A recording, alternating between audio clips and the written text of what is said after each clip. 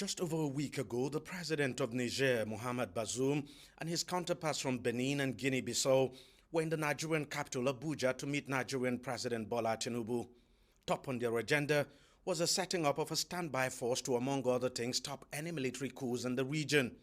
And in a twist of irony, President Bazoum is now in the eye of the storm of the latest coup attempt in West Africa.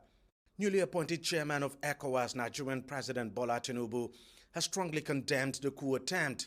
He's issued a statement saying, and I quote, "The ECOWAS leadership will not accept any action that impedes the smooth functioning of legitimate authority in Niger or any part of West Africa.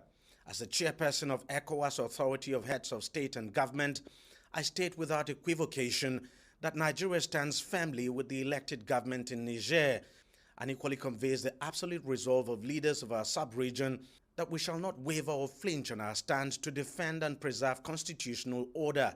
End of quote. The Nigerian president has been quite vocal against coups in the region and made his stance clear when he was elected the chair of ECOWAS Authority of Heads of State. We will not allow coup after coup. We must bite back. We can't sit like toothless bulldog and ECOWAS. Yes, democracy is very tough to manage, but it's the best form of government. Analysts say the current situation in Niger is a litmus test for the current ECOWAS leadership and the Nigerian president. One expects that the leadership of ECOWAS, under him now, will walk the talk, and the eyes of the whole world is focused on West Africa, most especially Niger, with Nigeria being the focus of attention, looking at how Nigeria would drive the push to restore democratic rule in Niger. West Africa has witnessed a series of military coups since 2020. There have been successful military takeovers in Mali, Burkina Faso and Guinea.